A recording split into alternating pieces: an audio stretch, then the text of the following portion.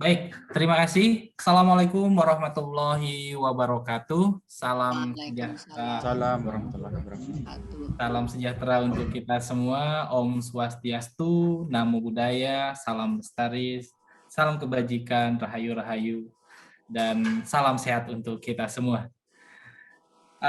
Senang sekali bertemu lagi dengan Bapak Ibu sekalian dan saudara-saudara sekalian dalam diskusi pelestarian virtual, dan juga kita kemas kali ini ditambah dengan sawalan keluarga besar atau sahabat dari BPPI. Terima kasih atas kehadirannya Bapak Ibu sekalian dalam kegiatan kita kali ini.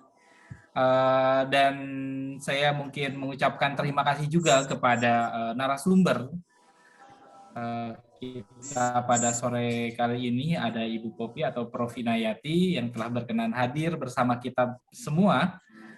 Terima kasih Bu Popi atas kehadiran dan kesediaan waktunya. Sama-sama. Dan juga baik. Dan juga tak ketinggalan ini ada arkeolog muda dari Universitas Hasanuddin, Bang Erwin, kalau saya biasa menyapanya. Terima kasih Bang Erwin telah bersedia yang akan menjadi pemandu dalam diskusi kita pada sore kali ini. Bapak Ibu yang terhormat, saya atas nama Badan Pelestarian Pusaka Indonesia mengucapkan selamat datang dan juga taqabbalallahu minna wa minkum.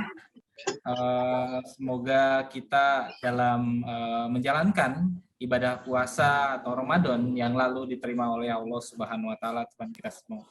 Dan juga kami mengucapkan mohon maaf lahir batin juga jikalau dalam penyelenggaraan berbagai acara atau kegiatan Badan Pelestarian Pusaka Indonesia banyak kekurangan dan juga banyak catatan yang mungkin kurang berkenan dari hati Bapak Ibu semua.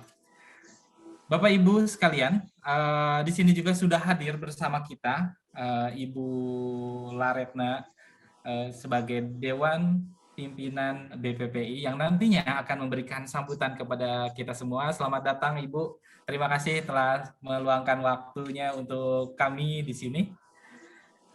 Oke, tanpa berlama-lama lagi, kita akan menginjak acara selanjutnya.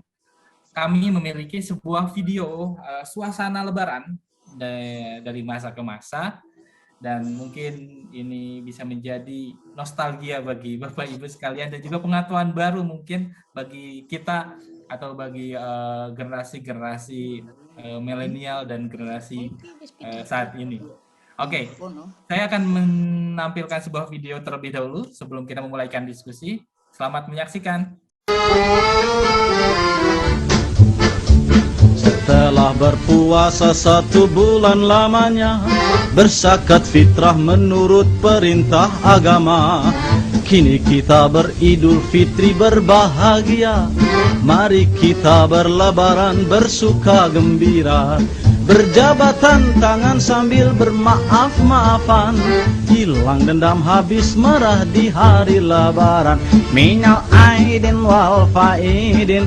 Maafkan lahir dan batin. Selamat para pemimpin, rakyatnya makmur terjamin. Dari segala penjuru mengalir ke kota. Rakyat desa berpakaian baru serba indah. Setahun sekali naik terem listrik pere. Milir mudik jalan kaki pincang sampai sore. Akibatnya tenge-tenge selap sepatu terompe. Kakinya pada lecet babak belur berabe. Maafkan lahir dan batin. Lain tahun hidup prihatin. Cari uang jangan bingungin. Lan Syawal kita ngawinin.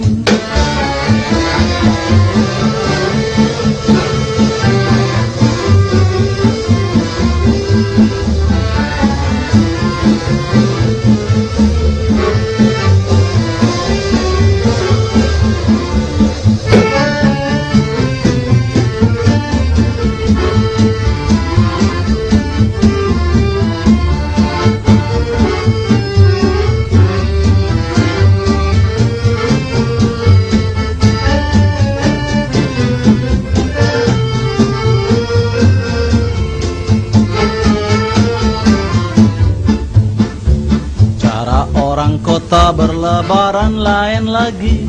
Kesempatan ini dipakai buat berjudi. Sehari semalam main ceki mabuk brandy. Pulang sempoyongan kalah main pukul istri. Akibatnya sang ketupat melayang ke mata. Si penjudi matang biru dirangsang si istri. Maafkan lahir dan batin, lain tahun hidup prihatin. Kondangan boleh kurangin, korupsi jangan kerjain.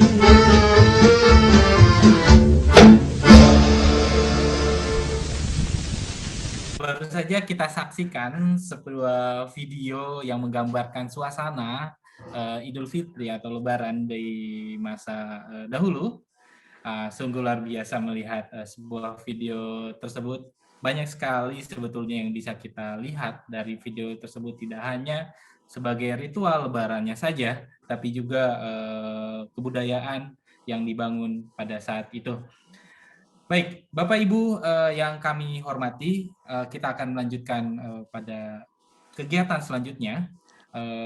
Akan ada sambutan dari Ketua 2 Dewan Pimpinan BPPI, kepada Ibu Sita. Bu Sita sudah terhubung, Bu? Ya.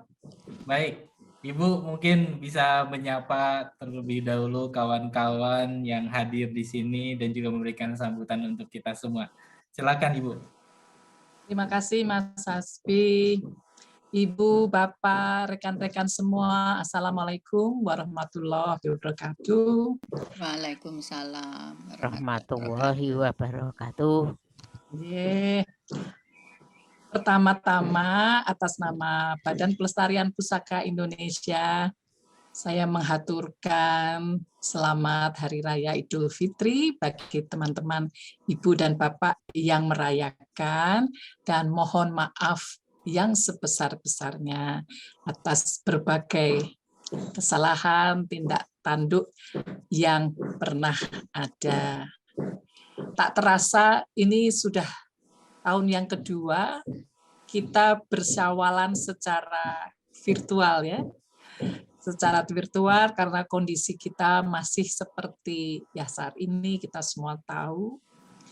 Dan melihat dari tayangan suasana 1945 ketika berlebaran, kemudian bagaimana suasana di Raden Saleh yang memang pada waktu itu terkenal sekali sebagai tempat untuk kebun binatang. Nah, ini kita juga bisa melihat ada hal yang dengan kondisi kita yang sekarang ini dalam adaptasi kebiasaan baru. Mungkin kita memang tidak hanya merubah begitu saja, tetapi kita justru harus membangun mulai dari nol lagi, gitu ya. Apa yang bisa kita lakukan ke depan sesuai dengan kebiasaan baru terkait dengan pasca pandemi ini. Yang kita juga belum tahu kapan bisa disebut pasca pandemi. Karena hingga saat ini masih ada hal-hal baru yang perlu kemudian juga kita adaptasi. Namun kita tidak akan berhenti di dalam hal berdiskusi, mempersiapkan, membahas berbagai aspek terkait dengan pelestarian yang tidak dapat dipisahkan dengan kegiatan kita bersama. Dan hari ini kita sangat berbahagia sekali, kita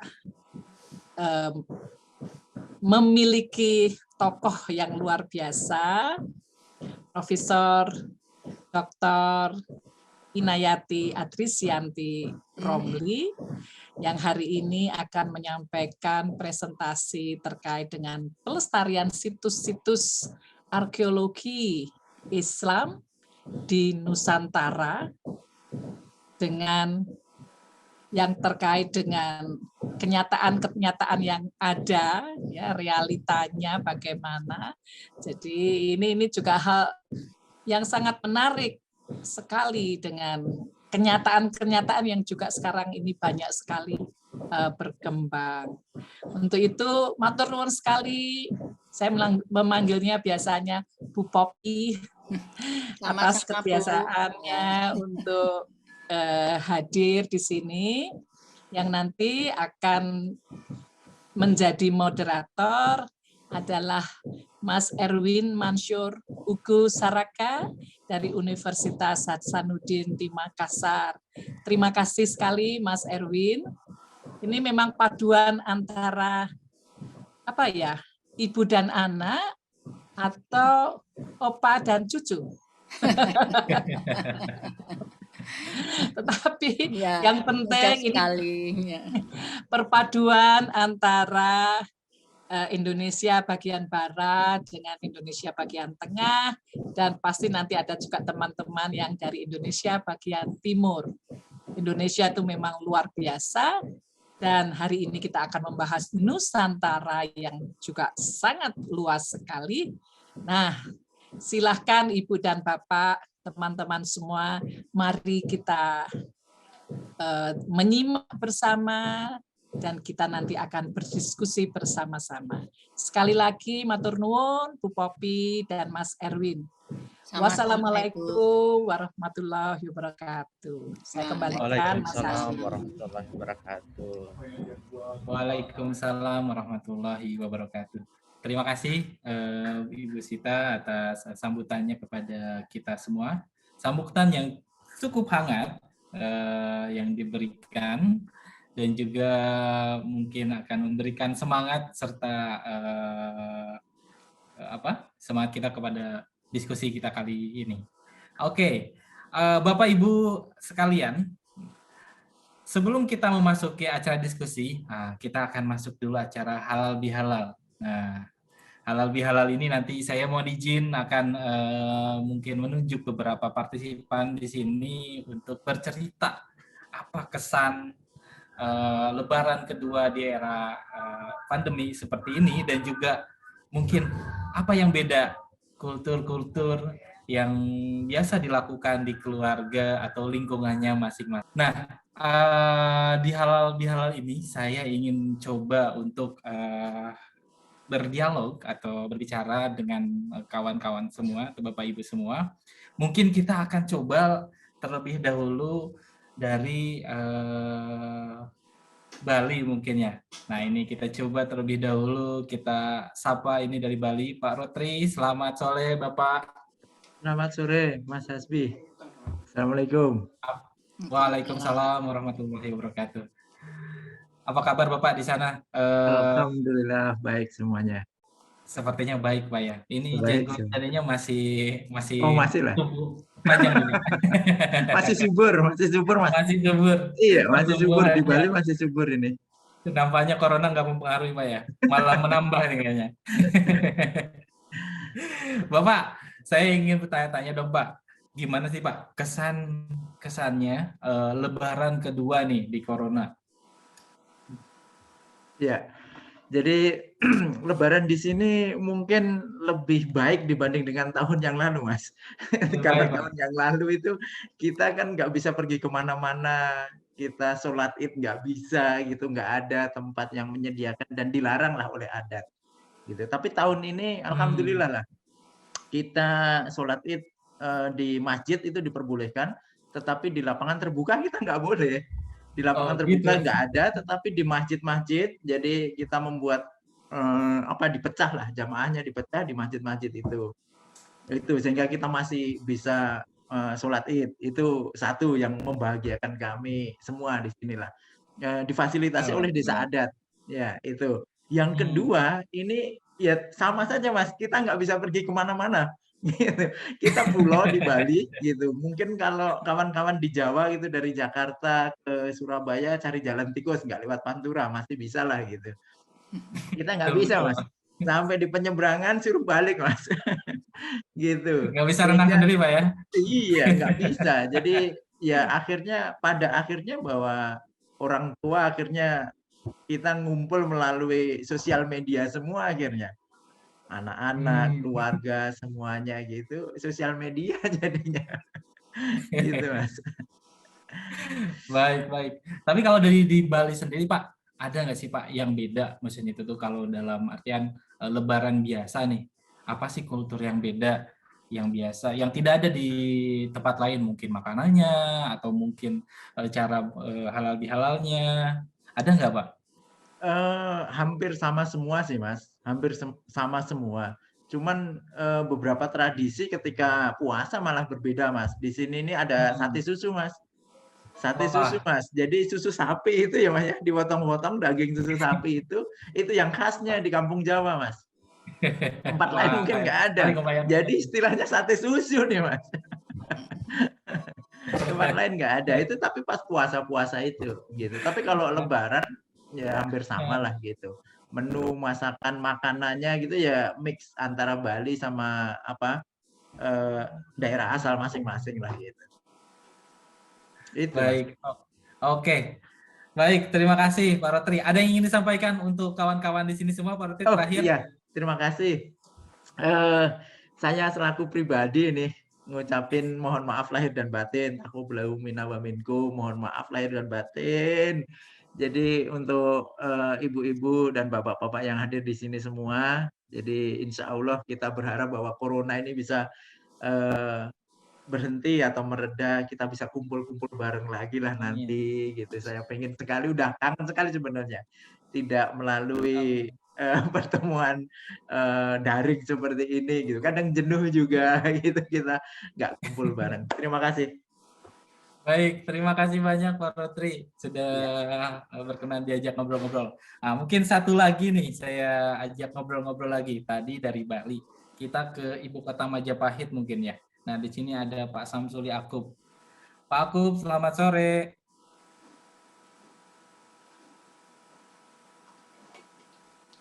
Belum nyala nampaknya Pak Akub suaranya. Mic-nya belum dinyalakan. Selamat sore. Sudah. Selamat sore Pak Akub. Selamat sore Mas Hasbi semuanya. Selamat sore. Assalamualaikum warahmatullahi wabarakatuh. Waalaikumsalam warahmatullahi wabarakatuh. Ya. Pak Akub, sehat selalu ya? Sehat Mas, sehat. Alhamdulillah sehat. Oke, kawan-kawan di sana bagaimana Pak Akub? Ya, kawan-kawan sehat semua. Ini alhamdulillah ya, tahun kemarin dengan tahun ini bedanya memang sekarang sudah mulai bisa sedikit aktivitas. Kalau tahun kemarin itu betul-betul ketat ya. Karena memang prokesnya betul-betul diketatin. Kalau sekarang ini bukan prokesnya ditiadakan, bukan. Tapi dari pihak yang terkait, yang berwenang ini lebih toleran gitu loh, karena mungkin melihat masyarakat udah jenuh gitu mungkin dari adanya corona ini. Ya, seperti itu. Dari teman-teman sama kondisinya. Ya, tidak jauh beda dengan Pak Rotri. Ini udah agak lebaran. Oke. Pak Akub, kalau di sana di Trowulan sendiri, kalau normalnya ada yang beda nggak Pak Akub dalam merayakan Lebaran atau Idul Fitri ini? Iya Mas, jelas beda ya. Terutama dari ini, dari rumah ke rumah, itu jelas beda. Udah sepi sekali, hampir ini jam 9 malam itu biasanya masih ramai. Sekarang ini udah tutup. Udah tutup semua, itu satu. Kalau pada umumnya, terus kalau secara pribadi namanya sungkeman itu kita maaf-maafan dengan orang tua kita sendiri. Yang sering terjadi itu kan kontak batin Mas. Jadi sampai nangis, sampai terenyuh. Nah ini yang sekarang itu nggak bisa karena nggak ada kontak batin. Karena kalau berhadapan langsung itu pasti ada. Nah, kalau lewat virtual, lewat sosmed, ini nggak tahu Pak Rotri.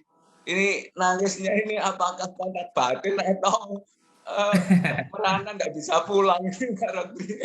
Iya, kurang mantep Pak ya. Iya. Ya, itu bedanya. Baik Pak Akub. Nah, Pak Akub ini mungkin terakhir nih mau menyapa-nyapa terlebih dahulu, mungkin mau memberikan pesan singkat Pak kepada kawan-kawan di sini semua mungkin. mengucapkan sesuatu mungkin. Silakan terakhir. Monggo Pak. Terima kasih. Pertama-tama saya secara pribadi mengucapkan minal aidin wal faizin, mohon maaf lahir dan batin, karena bagaimanapun juga saya sering berkomunikasi dengan rekan-rekan yang ada di sini semua. Saya yakin itu sudah pernah komunikasi semua. Oleh karena itu saya secara pribadi mohon maaf apabila ada khilaf baik dari tutur kata, dari perilaku, ini mohon dimaafkan.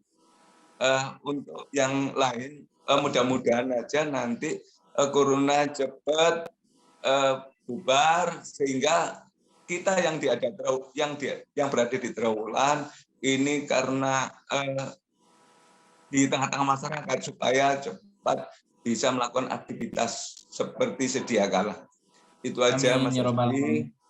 Terima kasih waktu yang diberikan kepada saya. Assalamualaikum warahmatullahi wabarakatuh. Waalaikumsalam warahmatullahi wabarakatuh. Terima kasih banyak Pak Akub, Pak Rotri, dan juga sebetulnya saya ingin menyapa satu-satu ini dari kawan-kawan sekalian dan Bapak Ibu yang hadir di sini, namun mungkin karena keterbatasan waktu dan juga kita akan memulai diskusinya. Nah, tapi sebelum diskusi, saya ada sebuah video yang tadi ada request nih, Mas Afdi, karaoke dong. Nah, kita coba nih, nyanyikan lagu yang tadi, dan kita karaoke bersama terlebih dahulu sebelum diskusi, habis itu kita mari berdialog untuk berdiskusi. Mari.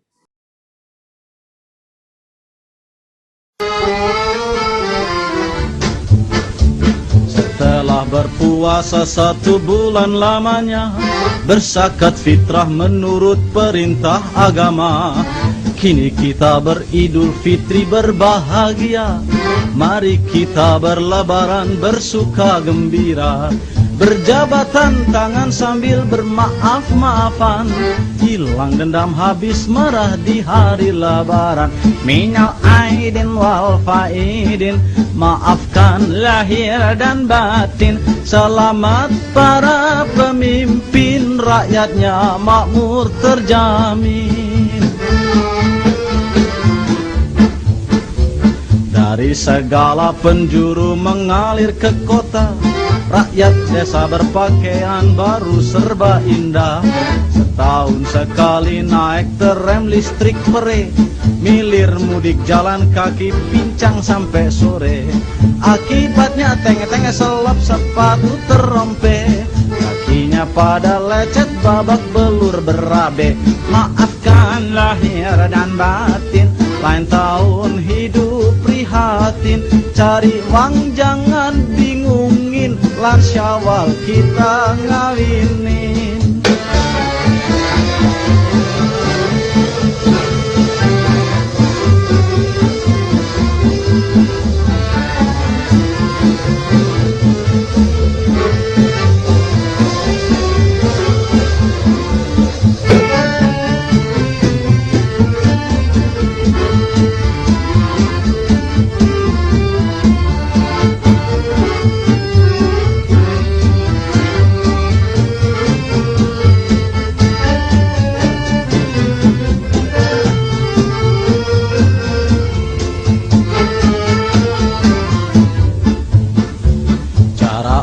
Kota berlebaran lain lagi, kesempatan ini dipakai buat berjudi.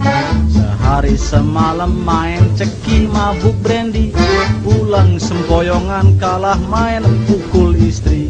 Akibatnya sang ketupat melayang ke mata, si penjudi matang biru dirangsang si istri. Maafkan lahir dan batin, lain tahun hidup prihatin. Kondangan boleh kurangin, korupsi jangan kerjain.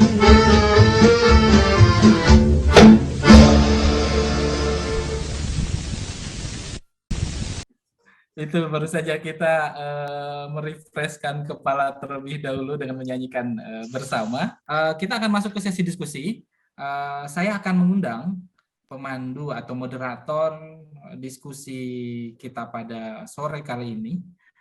Beliau adalah Bang Erwin Mansur Ugu Saraka. Saat ini beliau merupakan salah satu pengajar di Departemen Arkeologi Universitas Hasanuddin, Makassar. Bang Erwin, selamat sore. Selamat sore. Oke, Bang Erwin. Terima kasih Bang Erwin sekali lagi atas kesediaan waktunya. Nah, mungkin saya informasikan juga Bang Erwin ini latar belakang pendidikannya S1 di jurusan Arkeologi Universitas Hasanuddin.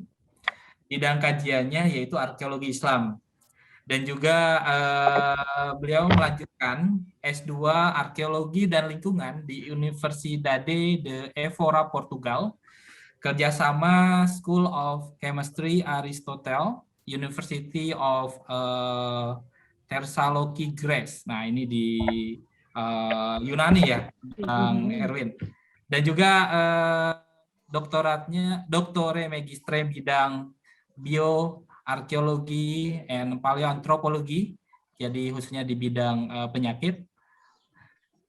Kemudian itu di University of Rome La Spezia, Italia. Wah, susah banget ini nyebutnya Bang Erwin. Sebagai arkeolog muda, Bang Erwin ini pun memiliki spesialisasi dan juga sertifikasi, Bapak Ibu sekalian. Spesialisasinya saat ini di bidang Science Technology for the Conservation of Cultural Heritage, serta sertifikasinya di bidang forensik arkeologi dan antropologi RIC dan Durham University. Dan saat ini Bang Erwin mengajar di Arkeologi Universitas Hasanuddin untuk bidang arkeologi sains. Nah, mungkin itu perkenalan singkat kita dengan Bang Erwin, seorang arkeolog muda yang sangat luas sekali prestasi dan pengalamannya. Bang Erwin, silahkan mungkin Bang Erwin untuk bisa memandu kita pada sore kali ini. Saya serahkan sepenuhnya kepada Bang Erwin. Ya, terima kasih banyak Mas Hasbi. Ya, saya ucapkan kembali terima kasih hari ini dipercayakan untuk menjadi moderator.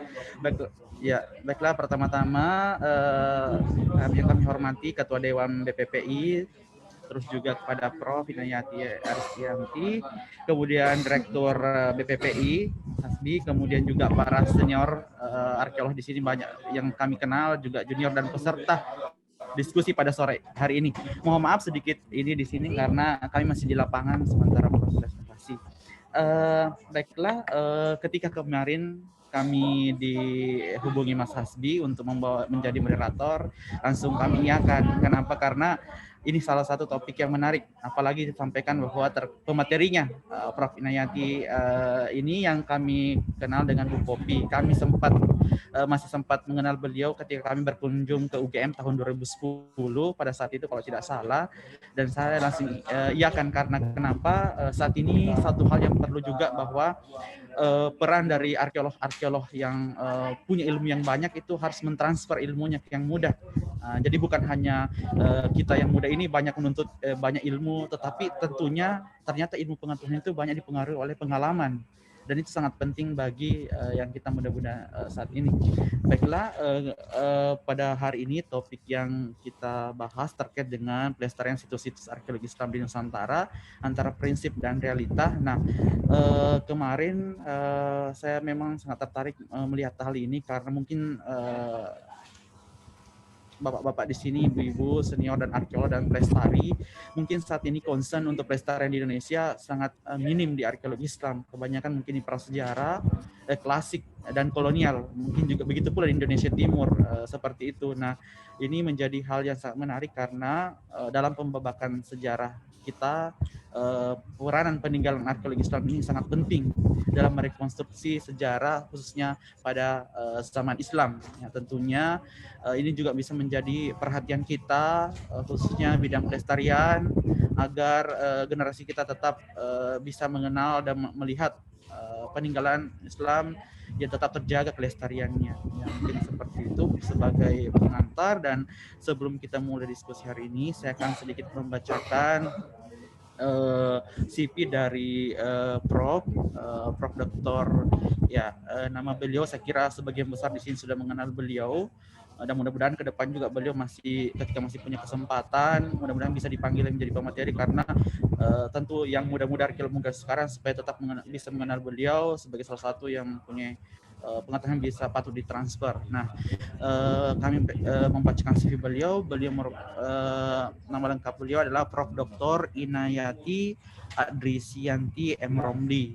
Kemudian lahir di Yogyakarta 20 Oktober 1945.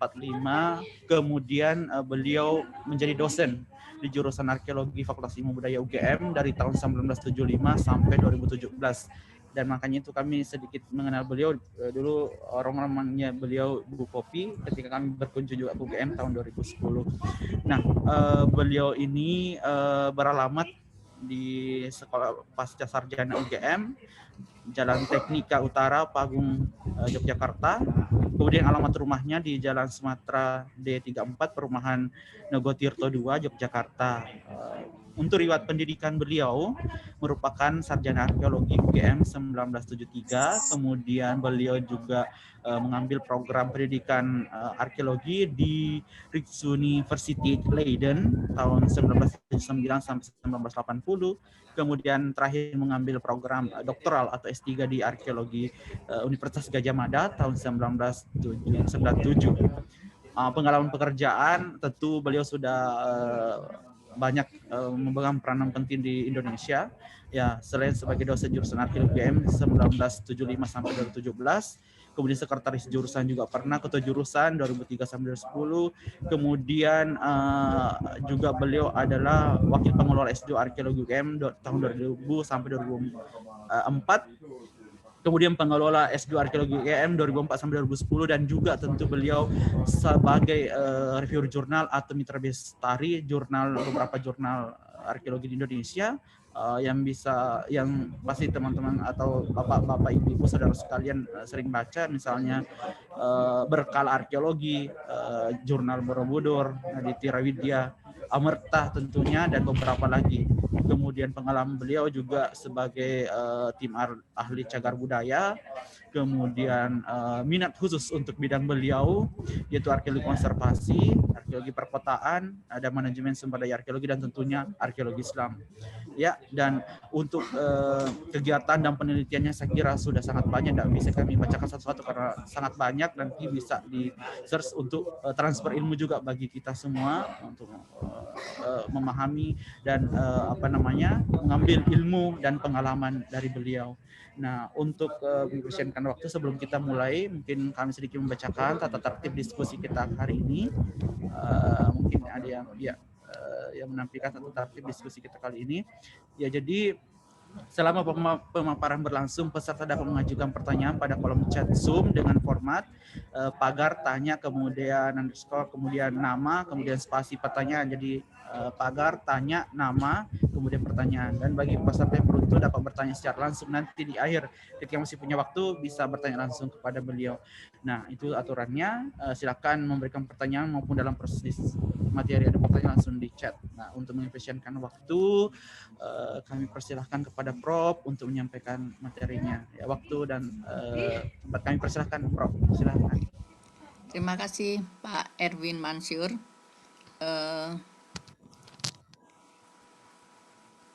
Sudah? Saya bisa mulai ya? Ya, silahkan Prof. Ya. Assalamualaikum warahmatullahi wabarakatuh. Waalaikumsalam warahmatullahi Sejahtera untuk wabarakatuh. semuanya. Selamat sore. Saya senang sekali bisa bertemu dengan ibu-ibu dan bapak-bapak semuanya meskipun virtual. Dan saya lihat di daftar beberapa nama yang sudah lama sekali saya tidak ketemu. Alhamdulillah senang sekali bisa ketemu gambar ya pada sore hari ini. Pada sore hari ini saya diberi waktu oleh BPPI untuk menyampaikan beberapa hal tentang pelestarian situs-situs arkeologi Islam di Nusantara. Realitanya seperti apa, prinsip dan realitanya.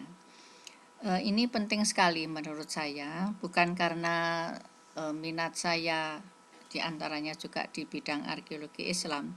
Tetapi seperti tadi disampaikan, saya lupa Pak Hasbi apa Pak Erwin tadi, bahwa sekarang ini yang banyak mendapat perhatian itu adalah terutama yang banyak itu arkeologi klasik, kemudian juga prasejarah. Kalau epigrafi dan Islam itu agak di belakang, kolonial juga ya gitu. Nah, sebenarnya saya ingin sekali menyampaikan beberapa hal yang terkait dengan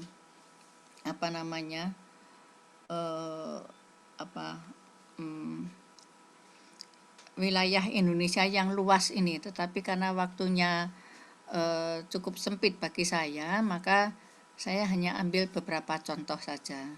Dan kalau nanti saya menyebutkan nama situs atau nama orang, mohon maaf karena ini diskusi yang terbuka, jadi saya perlu menyampaikan itu supaya menjadi pengalaman pembelajaran bagi kita semua. Ya, langsung lanjut.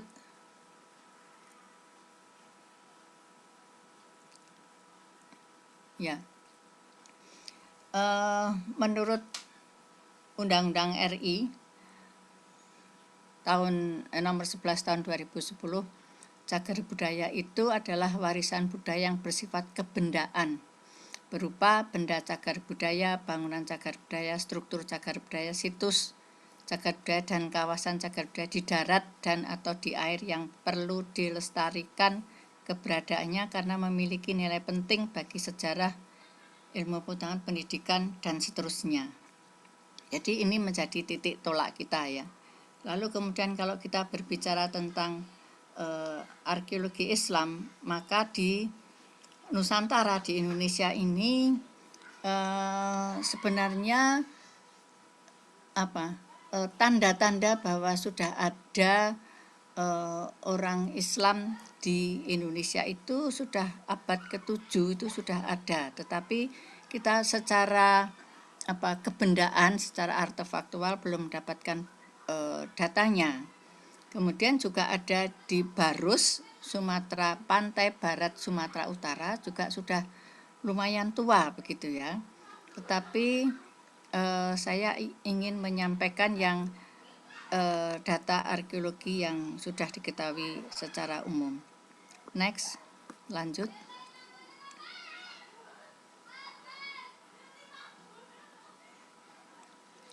Nah, warisan budaya atau cultural heritage itu kan ada benda yang kali ini akan kita bicarakan, juga ada yang tak benda atau intangible. Di banyak tempat kedua-duanya saling bertaut. Mungkin nanti kita bisa lihat di dalam slide yang nanti akan saya paparkan. Lanjut. Nah, ini artefak kebudayaan Islam awal di Nusantara, di Indonesia. Yang pertama yang di sebelah kiri, ini yang artefak yang sampai sekarang ini disetujui gitu ya, diterima gitu sebagai artefak yang bersifat Islam yang paling tua ada di Indonesia, yaitu batu nisan dari seorang wanita yang bernama Fatimah binti Maimun bin Hibatallah. Nisan ini ada di satu pemakaman kuno di Leran, yaitu di dekat kota Gresik, Jawa Timur. Nah, angka tahunnya adalah 845 Hijriah. Itu kalau dikonversikan ke dalam tahun internasional, maka itu bertepatan dengan tahun 1082 Masehi. Kalau kita lihat di dalam sejarah Indonesia, maka tahun itu adalah ada di dalam kurun waktu Kerajaan Kadiri. Jadi pada waktu Kerajaan Kadiri masih berdiri dengan tegak, itu sudah ada komunitas Islam yang ada di dekat Gresik. Nah, kita paham itu karena Gresik itu adalah kota pelabuhan kuno. Nah, kalau kita lihat dari namanya, Fatimah binti Maimun bin Hibatullah, berarti 3 generasi ya. Nah, yang kita tidak tahu adalah Fatimah dan ayahnya dan kakeknya itu apakah juga sudah tinggal di wilayah dekat Gresik itu ataukah bagaimana? Kita sampai sekarang belum mengetahui datanya seperti apa. Tetapi itu tadi nama Fatimah berarti seorang wanita ya. Nah, kemudian di sebelah kanan ini adalah nisan makam Sultan Malik As-Saleh yang ada di Pasai, yaitu satu wilayah di Provinsi Nanggrosalam, Aceh Darussalam. Saya pernah berkunjung ke sana, ternyata jauh sekali dari Banda Aceh, berjam-jam kami berangkat sebelum subuh sampai di situs itu, di lokasi itu sesudah duhur, hanya berhenti sholat subuh dan makan siang. Ya, jadi lumayan jauh. Nah, di dalam batu nisan ini ada prasasti dengan huruf Arab yang bunyinya antara lain adalah Hadza al-Qabru as-Sultan al-Malik as-Saleh. Ini adalah kubur Sultan Malik as-Saleh. Nah, bedanya dengan nisan Fatimah tadi itu, di situ tidak ada gelar. Kalau di yang Malik as-Saleh ada gelar Sultan. Nah, Malik as-Saleh ini meninggal pada 697 Hijriah atau 1297 Masehi. Berarti abad 13. Berarti di sisi yang lain Majapahit masih berdiri tegak. Nah, ini menunjukkan bahwa di Samudra Pasai itu sudah ada satu kerajaan yang berasaskan Islam, begitu ya. Kalau yang di Gresik belum. Lanjut.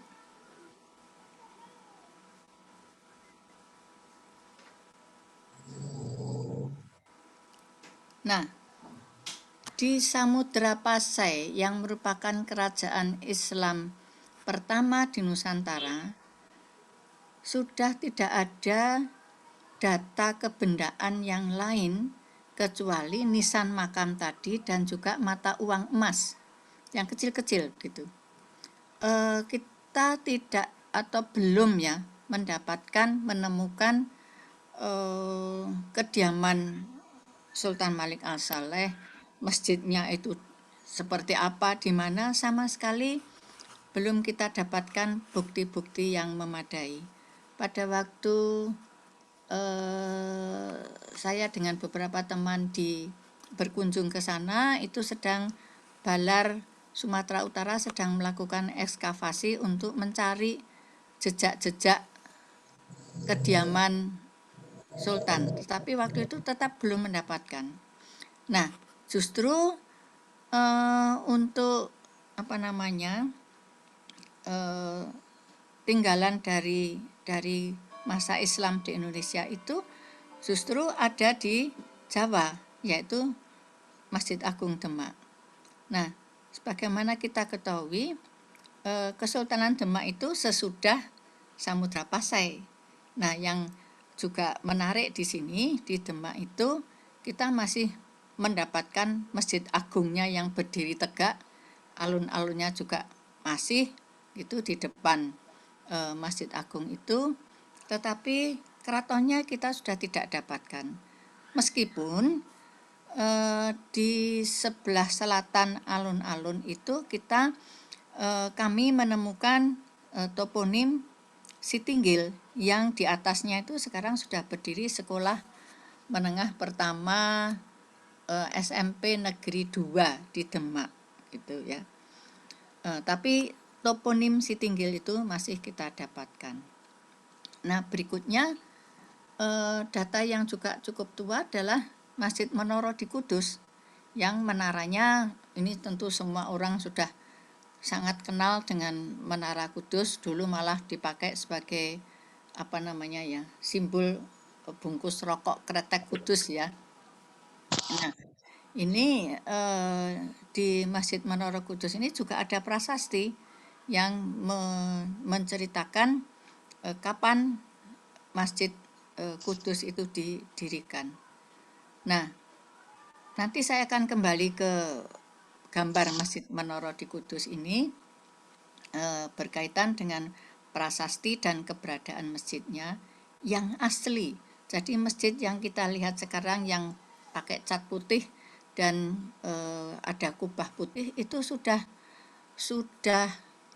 apa ya dikatakan. Tapi waktu itu memang Undang-Undang Cagar Budaya atau MO itu mungkin belum ada ya. Jadi tahun 31 kalau saya tidak keliru, masjid yang asli itu diubah menjadi yang sekarang kita lihat itu. Sehingga pintu gerbang yang dulu ada di luar, ada 2 pintu gerbang yang ada di luar itu sekarang ada di dalamnya, ada di dalam bangunan masjid maksud saya. Tapi kalau pintu gerbang yang paling luar yang bentuknya Candi Bentar seperti di Trowulan, di Majapahit itu masih ada. Semuanya masih ada, cuma yang Paduraksa 2 itu sekarang ada di dalam bangunan masjid. Ini dibuat apa namanya 1546 Masehi. Lanjut.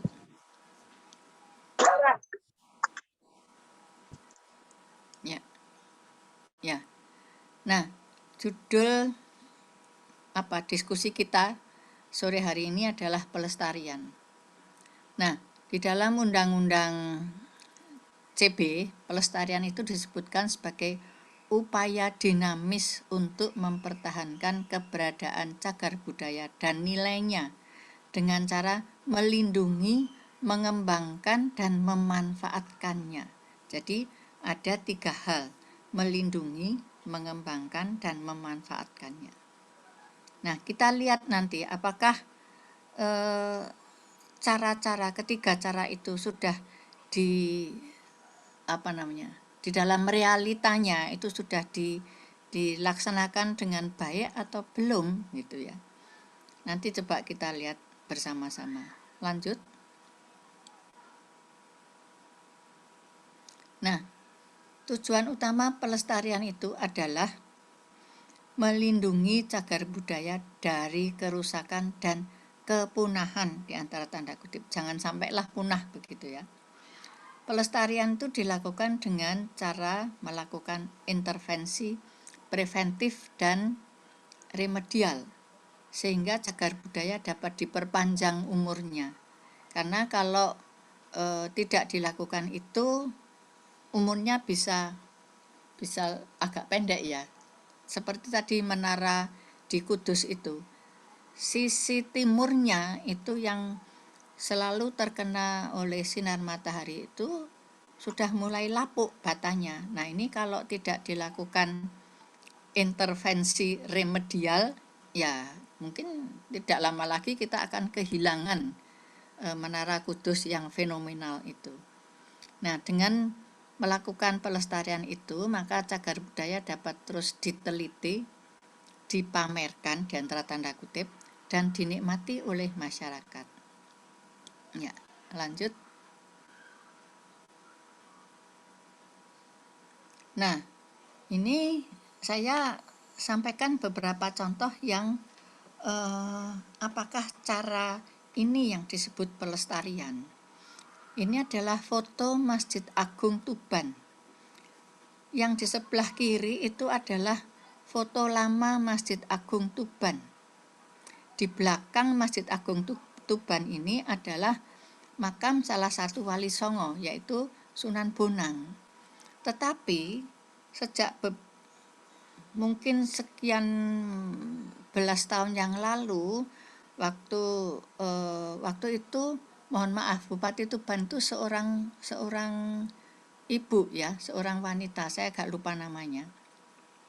Tapi waktu kemudian saya dengan beberapa teman datang ke Tuban, kami terkejut-kejut begitu karena Masjid Agung Tuban sudah berubah bentuk menjadi seperti yang ada pada foto kanan, yang baru, saya sebutkan baru, sama sekali berubah.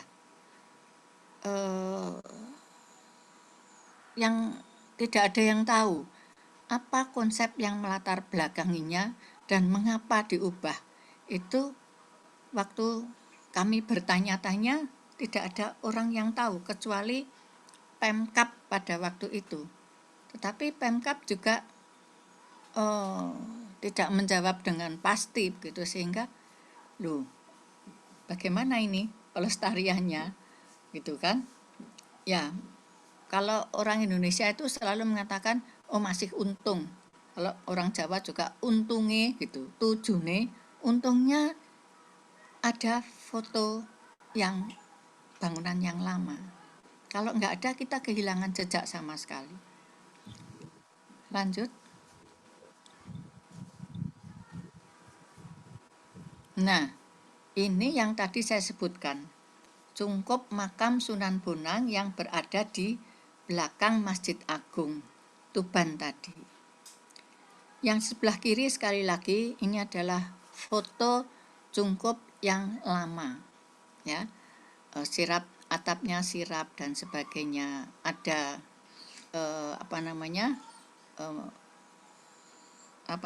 makam Sunan Bonang ada di dalam cungkup yang kecil. Jadi ini ada dua cungkup kecil yang tidak beratap dan cungkup besar yang beratap.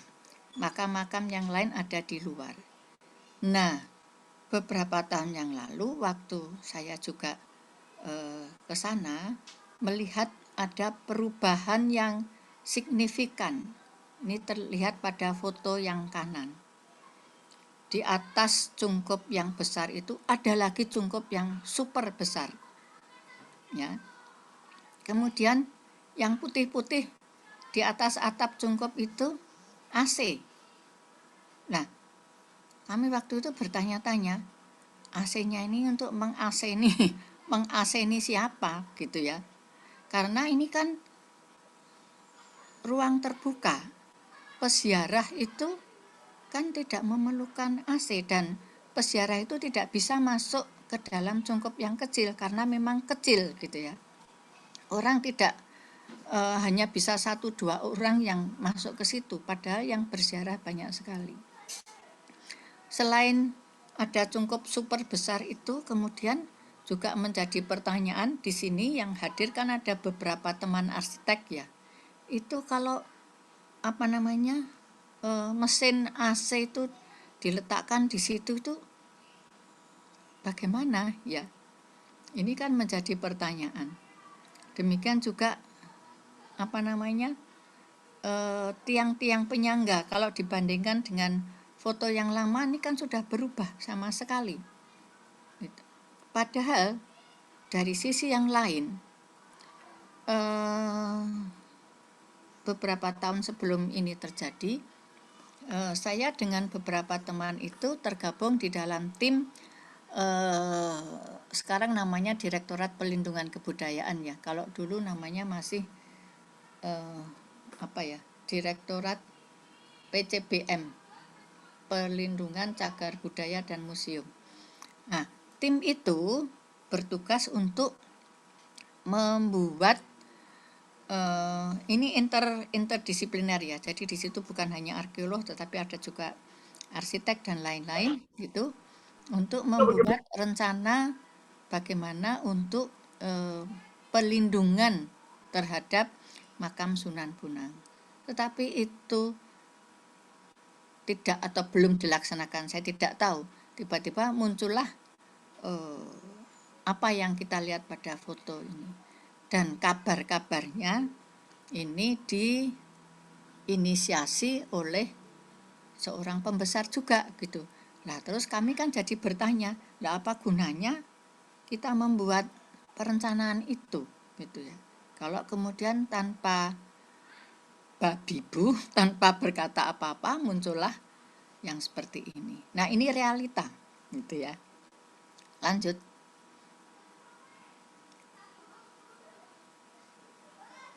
Ya, ini ada Pak dari Manma Trawulan ya Pak. Mungkin Bapak bisa membantu saya, gitu ya. Di Trawulan itu di sebelah selatan Kedaton ada kompleks makam Islam kuno yang berasal dari masa keemasan Majapahit. Jadi ada yang dari masa pemerintahan Hayam Wuruk. Nah, ini disebut makam Pitu karena di situ ada 7 makam. Ini nisan-nisannya itu punya nilai yang sangat penting karena pada nisan-nisan itu tercantum prasasti-prasasti. Nisan itu kan punya 2 muka, verso dan recto. Nah, ini di bagian depannya itu ada sebagian mempunyai lambang Surya Majapahit dengan angka tahun dengan huruf Jawa kuno. Tapi sisi yang satunya itu dicantumkan di situ dengan tulisan Arab dan bahasa Arab tentu saja, itu kalimat thayyibah. La ilaha illallah Muhammad Rasulullah. Yang menarik adalah ada Surya Majapahit, ada tulisan Arab yang kadang-kadang nulisnya belum betul gitu ya. Ini adalah makam Pitu di Troloyo. Di depan kompleks makam Pitu ini ada lagi makam Troloyo yang besar, yang banyak. Nah, sekarang sudah berubah. Mohon dilanjut.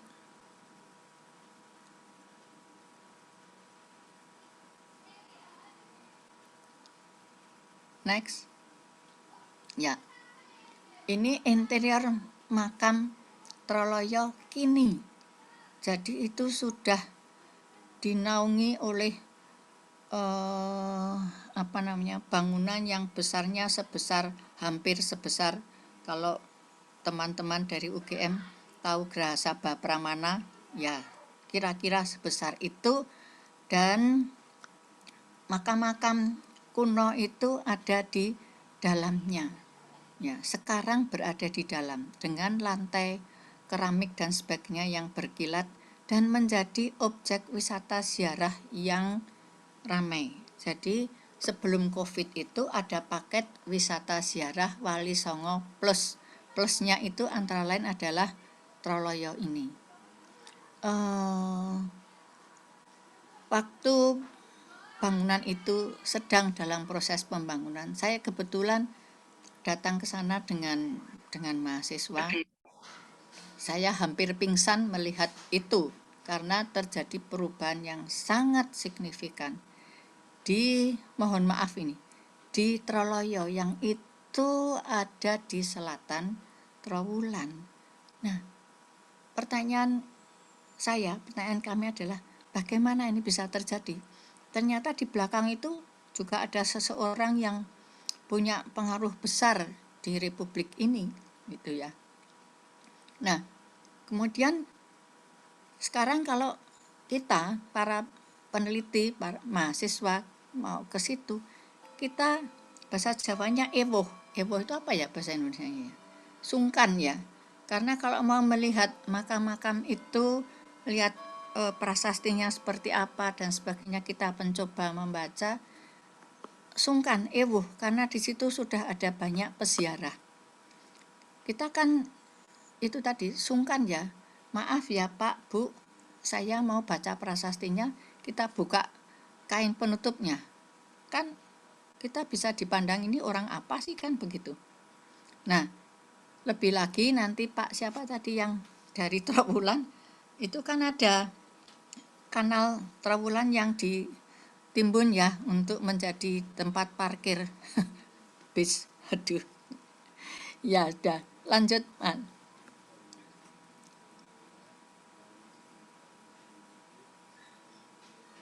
Slide berikutnya. Nah, kalau paradigma lama arkeologi itu mengabdi pada pemerintah, paradigma baru arkeologi mengabdi pada masyarakat. Cagar budaya adalah milik semua orang. Muncul pemberian makna baru oleh publik. Tapi apakah ya sebebas itu? Masyarakat makin terlibat dalam proses pelestarian cagar budaya seperti yang dilakukan oleh Bapak Ibu dari lembaga pelestarian dan seterusnya. Lanjut.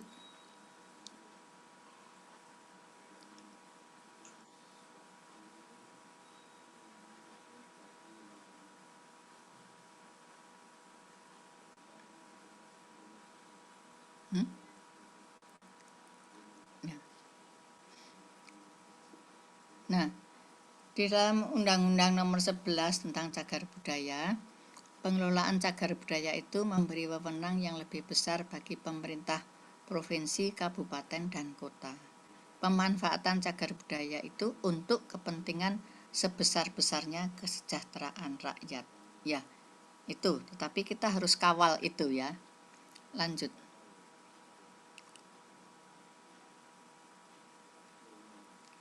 Next, ya.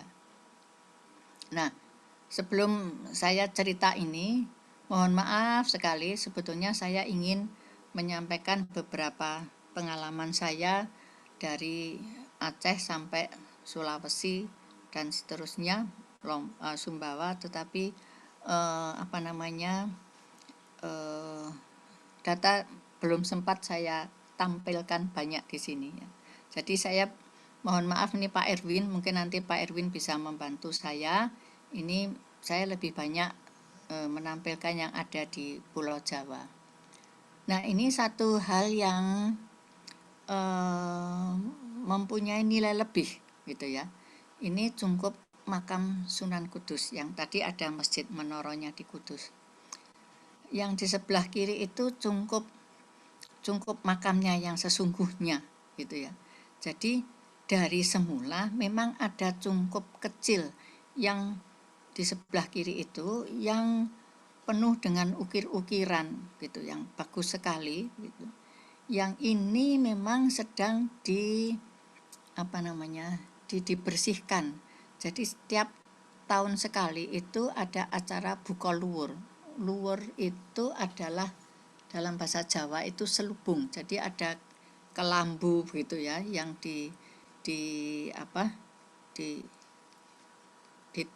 ditempelkan, dipasang pada bagian luar cungkup itu, sehingga cungkup itu sedikit banyak terlindungi dari tangan-tangan peziarah yang sangat antusias gitu ya.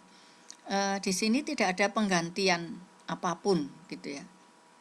Nah, kemudian juga yang gambar kiri, ini kita melihat unsur-unsur kekunoan pada kompleks makam Sunan Kudus itu masih terpelihara dengan baik. Misalnya itu jauh di belakang itu ada foto pintu gerbang, masih seperti itu, dengan daun pintu kayu yang berukir dan seterusnya. Ada nisan-nisan makam di situ, dan makam ini sudah tertutup. Artinya sudah tidak dipakai lagi untuk pemakaman jenazah yang baru.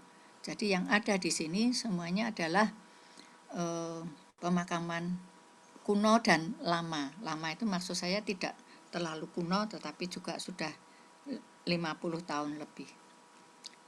Lanjut.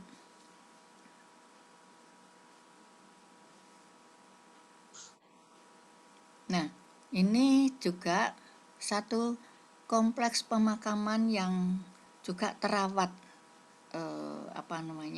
dengan baik. Ini makam Sunan Gunung Jati yang di dekat Cirebon ya. Yang di sebelah kiri itu adalah pintu gerbang dalam untuk masuk ke kompleks makam. Tetapi kita pengunjung peziarah biasa hanya boleh sampai di depan pintu gerbang ini ya. Yang di samping-sampingnya itu ada banyak sekali artefak keramik Cina luar biasa. Nah, yang kanan ini memang foto Pak Wapres waktu berkunjung ke sana. Ini adalah cungkup makam Sunan Gunung Jati yang sesungguhnya gitu ya. Jadi cungkup makamnya ada di situ di puncak bukit gitu ya. Dan ini tertutup untuk umum. Saya pernah masuk ke situ pada waktu sedang dipugar. Jadi kami dapat privilege untuk masuk, untuk memotret, tetapi foto makamnya itu tidak untuk disiarkan, untuk disebarluaskan. Jadi saya mengambil ini dari internet saja yang menggambarkan cungkup makam Sunan Gunung Jati terpelihara, karena orang tidak boleh masuk ke situ jadi harusnya yang boleh masuk ke situ itu hanya para Sultan Cirebon dan para perawat makam. Yang lainnya hanya sampai di depan pintu gerbang ini. Dan di situ di pintu gerbang ini ada lagi pintu gerbang Putri Ong Tien. Jadi salah seorang istri Sunan Gunung Jati itu adalah orang-orang Tionghoa, namanya Ong Tien. Nah, di pintu Ong Tien itu banyak peziarah dari saudara-saudara kita Tionghoa gitu ya. Nah, jadi sekali lagi ini terawat, terpelihara karena itu tadi unsur adat budaya setempat itu ketat melindunginya. Lanjut.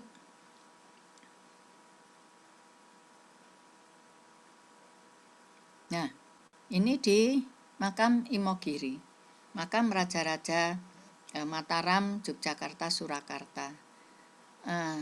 Ini adalah pintu gerbang yang pertama ya, namanya pintu Gapura atau pintu gerbang Supit Kurang. Saya memilih ini karena menunjukkan bahwa tadi itu ada pertautan antara tangible dan intangible. Intangible-nya adalah orang kalau akan berziarah ke makam Sultan Agung yang nanti lewat pintu yang sebelah barat itu harus mengenakan busana adat Jawa seperti itu. Kalau tidak mau pakai tutup kepala, pakai blangkon, ya nggak usah pakai baju, pakai kain saja. Kalau yang mau pakai blangkon, pakai baju, bajunya khusus baju peranaan gitu ya. Nah, ini kan didirikan itu abad 16, 1546 kalau saya tidak salah. Ini selain bata juga ada estetikanya. Batanya merah, ada ornamen batu putih. Nah, yang di sebelah, foto sebelah kanan itu menunjukkan itu adalah gapura yang terakhir orang awam boleh masuk kecuali dengan izin tertentu pada hari tertentu, jam tertentu. Ya, itu gapura Sri Menganti. Nah, kemudian ini ada di sebelah kanan itu ada tempayan besar, di masyarakat menyebutnya enceh atau kong, itu ada yang dari Romawi dan seterusnya. Jadi foto ini memang sengaja saya pilih supaya ini Imogiri, bukan pintu gerbang di mana-mana gitu ya. Lanjut. Punten Prof, 5 menit lagi, kurang lebih 5 menit lagi. Oke. Ya, ini ada 3 unsur dalam pelestarian: masyarakat, pemerintah, dan akademisi. Ini harus bersinergi gitu ya. Lanjut. Nah, ini peran masyarakat. Sebagian atau banyak di antara komunitas pelestari sudah melakukan itu ya. Lanjut karena tinggal 5 menit. Next, peran pemerintah itu melakukan koordinasi antara ketiga unsur itu, menjalankan penegakan hukum. Ini masih perlu diperkuat, koordinasi juga perlu diperkuat, mengadakan dana untuk pelestarian juga perlu diperkuat, merancang dan melaksanakan pendidikan masyarakat. Maksudnya pendidikan di sini bukan sekolah ya, tetapi sosialisasi dan seterusnya. Banyak yang masih perlu diperkuat di sini. mohon nanti komunitas-komunitas, lembaga-lembaga kita bergotong royong di situ. Lanjut. Nah, akademisi itu perannya di sini menghasilkan ilmu, gagasan baru dalam ini, program pendidikan pemanfaatan, publikasi. Ya, ini masih kurang ini ya. Lanjut.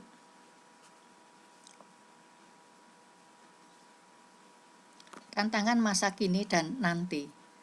Gangguan dan kerusakan karena alam, gempa bumi, longsor dan seterusnya. Gangguan binatang, ya, perusakan dan kerusakan oleh manusia. Epidemi, sekarang kan kita ada epidemi. Teknologi penggunaan bahan kimia untuk konservasi, meskipun sekarang Balai Pelestarian Balai Konservasi Borobudur sudah menemukan banyak bahan konservan pengganti bahan kimia. Kemudian juga alat-alat modern untuk pemugaran dan konservasi. Ini juga ada efek negatifnya menurut saya. Lanjut.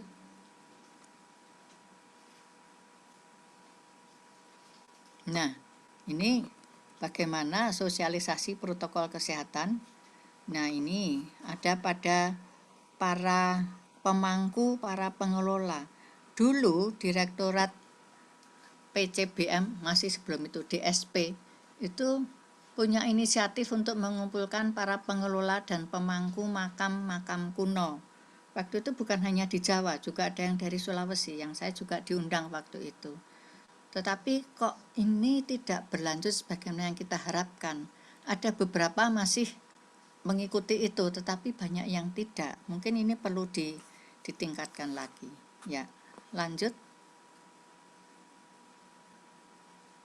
Kayaknya, ya. Salam Lestari, ini relief dari Masjid Mantingan. Ya, mungkin itu Pak Erwin yang bisa saya sampaikan. Mohon maaf atas segala kekurangan yang ada. Terima kasih atas perhatian Bapak Ibu sekalian. Mari kalau masih ada waktu untuk berdiskusi, silahkan. Iya, terima kasih banyak Prof. Alhamdulillah waktunya pas ya waktunya. Tadi sudah disampaikan Prof terkait dari mulai artefak atau bukti tertua untuk peninggalan Islam di Indonesia, makam Nisan Fatimah binti Maimun, makam Nisan Sultan Malik As-Saleh, kemudian sampai kepada perkembangannya, kemudian selanjutnya tadi beberapa penyampaian terkait dengan peran pemerintah, peran akademisi dan beberapa tantangan saat ini yang bisa menjadi juga referensi untuk perkembangan dunia arkeologi saat ini, khususnya di departemen atau di jurusan arkeologi, untuk lebih mengikuti kekinian untuk tantangan terkait dengan pelestarian, misalnya tadi tentang teknologi, kemudian kebencanaan, kemudian juga masalah teknologi kebencanaan dan juga material-material untuk konservasi. Ya, mungkin seperti itu. Dan baiklah, sudah beberapa pertanyaan masuk di kolom chat, Prof. Saya bacakan terlebih dahulu beberapa pesan yang masuk. Ini ada dari, tunggu dulu bentar.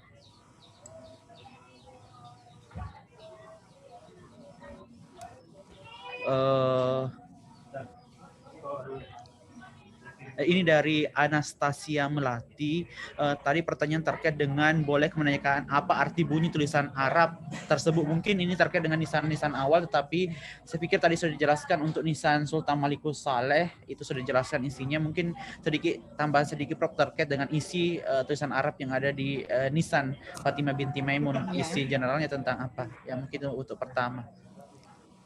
Ya, tentang kedua nisan itu sebetulnya intinya sama isinya, prasastinya, menerangkan yang dikuburkan itu namanya siapa, kapan meninggalnya, seperti itu. Kalau nisan Fatimah binti Maimun bin Hibatullah itu memang tidak menjelaskan mereka ini siapa, ketiga keturunan ini siapa, itu tidak dijelaskan. Tetapi kalau yang Malikus Saleh jelas karena ada gelar sultan di situ. Memang ada di prasasti itu dalam bahasa Arabnya hadza al-qabru, ini adalah kubur. As-Sultan Al-Malik Al-Saleh. Ini adalah kubur Sultan Malik Al-Saleh. Jadi jelas dia itu seorang sultan gitu ya. Nah, kalau Fatimah memang tidak dijelaskan, dan yang lainnya itu berupa prasastinya itu berupa doa-doa yang berhubungan dengan kematian gitu ya. Tapi yang penting bagi kita adalah ada nama, ada kapan meninggal gitu. Lalu yang lainnya itu kita bisa interpretasikan mereka perannya apa di situ. Jadi barangkali Fatimah ini adalah keluarga salah satu pedagang ya, karena waktu itu kan perdagangan sudah maju ya, sudah ada jalur rempah, jalur sutra dan lain-lain. Mungkin sementara itu yang bisa saya sampaikan, Pak Ya, Erwin. terima kasih banyak Prof. Saya kira sudah terjawab. Nih ada pertanyaan selanjutnya dari Bapak Ali Khan terkait dengan bagaimana perkembangan penelitian arkeologi Islam di Indonesia. Apakah ada penelitian-penelitian terkini untuk mengupdate data-data lama? Ya mungkin memang ini salah satu mungkin yang sangat menarik untuk ditanyakan. Begitu Prof. Menurut pengamatan Prof. Ya silahkan Prof. Ya, terima kasih Pak Ali dari Purworejo ya.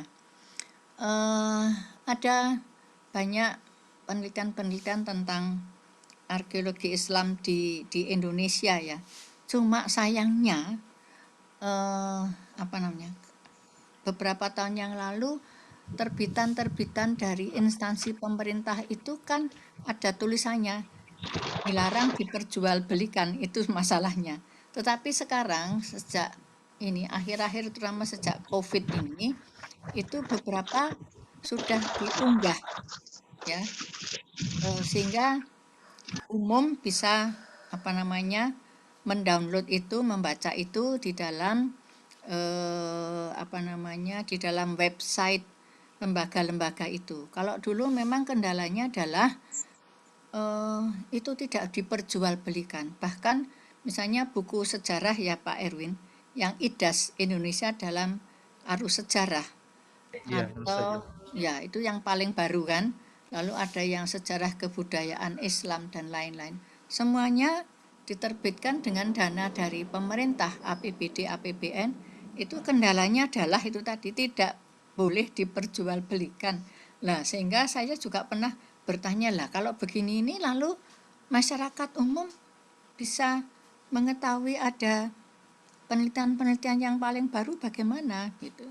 Nah, untungnya sekarang justru dengan adanya COVID ini itu bisa diakses melalui websitenya. Mungkin itu yang saya bisa jawab sementara Pak Erwin. Ya, terima kasih banyak Prof penjelasannya. Nah, pertanyaan dua terakhir ini terkait dengan pelestarian Prof. Pertanyaan pertama ini terkait dengan dari Bapak Maulana, terkait dengan apa saja prinsip-prinsip sederhana yang perlu diketahui masyarakat umum seperti beliau ini agar tidak merusak pusaka budaya kita. Jadi prinsip-prinsip dasarnya yang perlu diketahui agar tidak merusak pusaka. Itu yang pertama Bu. Kemudian langsung saya gabung karena ini terkait dengan konservasi juga atau pelestarian. Dari BPPI ini terkait dengan bangunan cagar budaya. Ketika bagaimana langkah yang harus kita lakukan atau langkah yang harus dilakukan Pemkab pemerintah kabupaten di saat benda cagar budaya berupa bangunan untuk merenovasi bangunannya, sementara sekarang aturannya itu harus ditetapkan. Nah, kasusnya di sini Bu, ketika belum ditetapkan sebagai cagar budaya.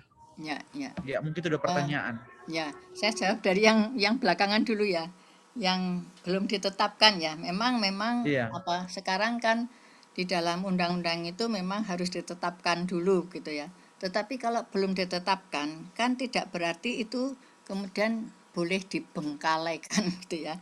Itu kalau menurut pengertian saya, yang belum ditetapkan itu masih menjadi, saya kok tiba-tiba lupa namanya istilahnya. Jadi kalau nggak keliru apakah warisan budaya. Warisan budaya. Ya, warisan budaya itu sudah diberlakukan sebagaimana pelestarian untuk CB, untuk cagar budaya. Nah, untuk pelestariannya itu juga sudah ada panduannya. Memang satu hal yang kita semuanya wajib bertanya dan menyesalkan gitu. Kenapa yang namanya PP Undang-Undang Cagar Budaya itu sudah 10 tahun nggak keluar-keluar. Tetapi kan kita tidak boleh menggantungkan diri pada keluarnya PP.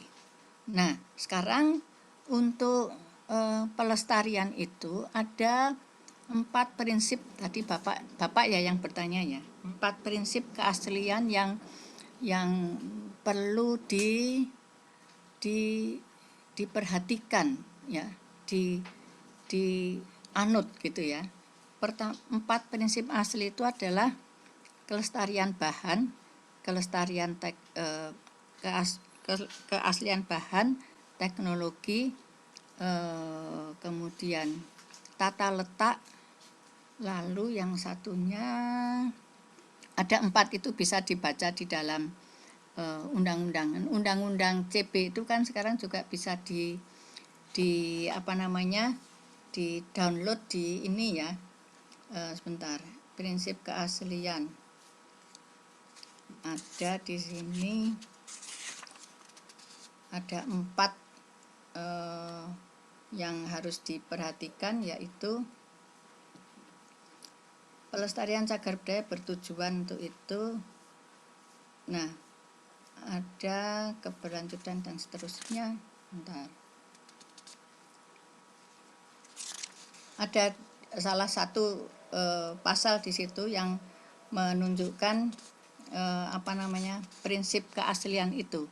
Jadi ada bahan, tata letak dan seterusnya. Jadi kalau bentuk yang saya lupa, bentuk itu juga harus sama dengan aslinya gitu, bahannya juga sama. Sehingga memang seringkali ini memerlukan biaya yang banyak ya, karena mengikuti 4 prinsip keaslian itu. Tetapi ya itulah usaha kita untuk menjaga, melindungi kekayaan budaya kita yang berupa kebendaan gitu ya. Karena kalau tidak ya nanti kita akan kehilangan. Kalau sudah kehilangan satu ya nanti jadi berbeda. Satu contoh, dulu waktu Keraton Surakarta terbakar tahun 85 kalau saya tidak keliru, itu kita di sini di Indonesia itu tidak punya gambarnya, gambar teknisnya. Saya ingat betul karena pada waktu kantor sekarang namanya BPCB Jawa Tengah, karena saya ikut di situ, itu mengajukan surat untuk melakukan pendokumentasian termasuk penggambaran, itu ditolak. Tetapi yang diizinkan malah orang asing. Sehingga pada waktu keraton itu terbakar, kita harus meminjam dari orang asing ini. Dan kemudian 4 prinsip itu ya tidak dilakukan dengan baik. Nah, ini tadi saya katakan waktu itu tadi ada penegakan hukum. Nah, penegakan hukum ini harusnya lebih diperkuat dan dipertajam ya sekarang. Kalau enggak ya kita akan kehilangan gitu. Dan kita mengapa melestarikan CB itu supaya kita tidak hanya menoleh ke belakang, tapi kita melestarikan itu untuk tujuan kita melihat ke depan. Mungkin itu Pak Erwin yang bisa saya sampaikan.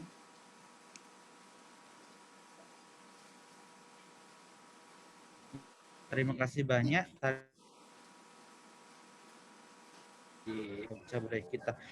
Masih ada waktu sedikit, kami persilakan untuk bertanya langsung satu penanya spesial untuk diberi waktu untuk bertanya langsung pada Prof. Kami persilakan ingin bertanya secara langsung. Ya, silahkan yang ingin bertanya. Lisan ya. Iya Prof, kalau ada yang bertanya secara langsung. Ya, silahkan.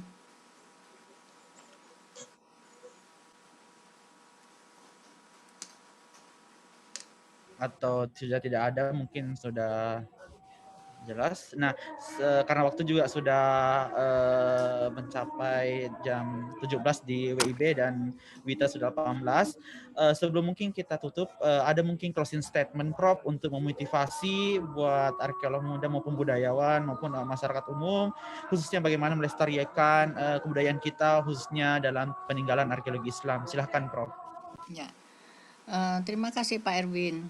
Jadi Bapak Ibu, saudara-saudara, mbak-mbak, adik-adik, mas-mas ya, marilah kita bersama-sama bergandengan tangan, berkolaborasi, bersinergi untuk melestarikan kekayaan budaya kita. Dalam hal ini adalah tinggalan-tinggalan arkeologi Islam di Nusantara.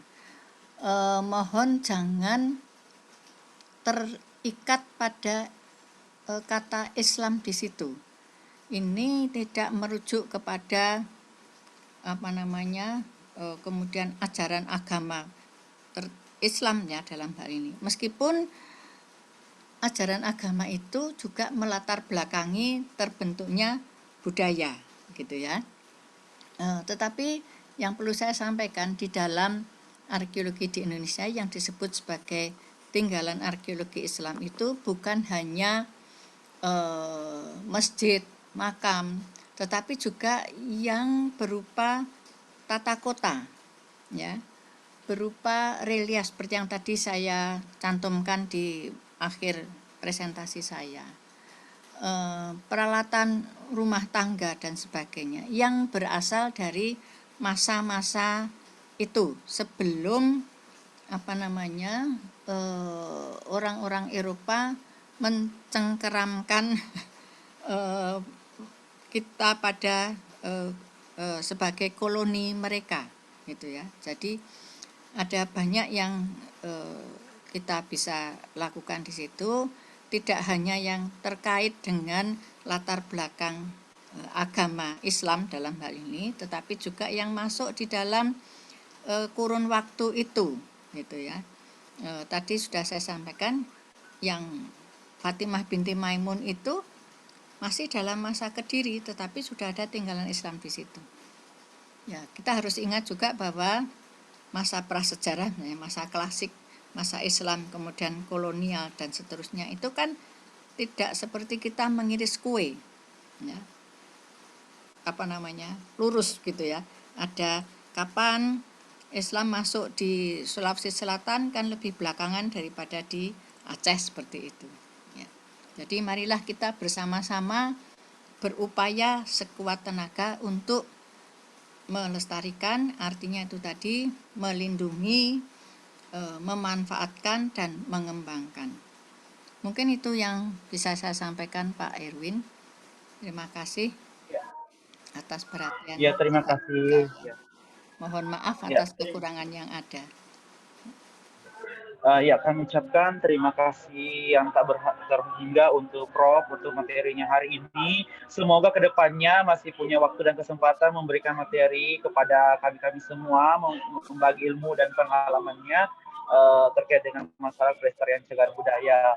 Dan sebelum kita tutup, kami ucapkan juga terima kasih kepada BPPI telah menyelenggarakan acara ini dan seluruh peserta sekalian sehingga kita mempunyai wadah untuk berdiskusi di sore hari ini.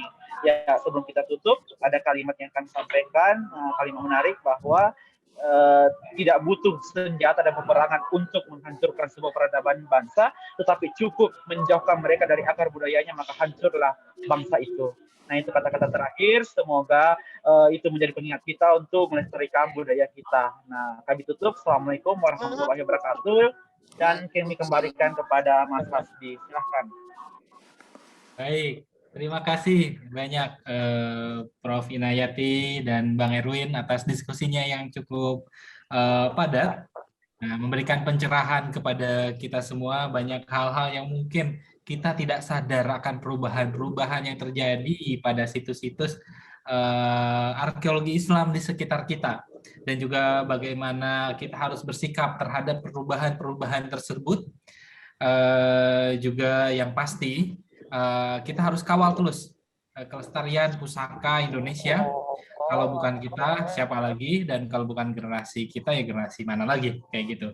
Oke, Bapak Ibu yang terhormat, waktu menunjukkan, mohon maaf ini lebih 7 menit, dan di waktu Indonesia Tengah atau WITA sudah masuk maghrib.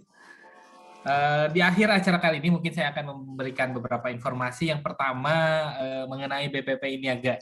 Nah, BPPI Niaga ini merupakan program yang diinisiasi oleh BPPI untuk mengajak mitra pelestari, sahabat BPPI dari seluruh Indonesia dan luar negeri menjajakan produk-produk yang berkaitan dengan heritage. Jadi kita membangun sebuah lapak bersama untuk memasarkan produk-produk terkait pusaka tersebut. Nah, jadi untuk Bapak Ibu sekalian yang ingin mencari produk-produk yang bernuansa atau berbau heritage, silahkan langsung saja ke Tokopedia kami. Ketik langsung BPP Niaga akan muncul produk-produk dan buku-buku terkait pusaka, budaya, alam, dan saujana. Tentunya bisa juga diakses di website BPPI. Nah, di sana Bapak Ibu sekalian akan mendapatkan informasi-informasi serta pendaftaran menjadi anggota BPPI, serta mungkin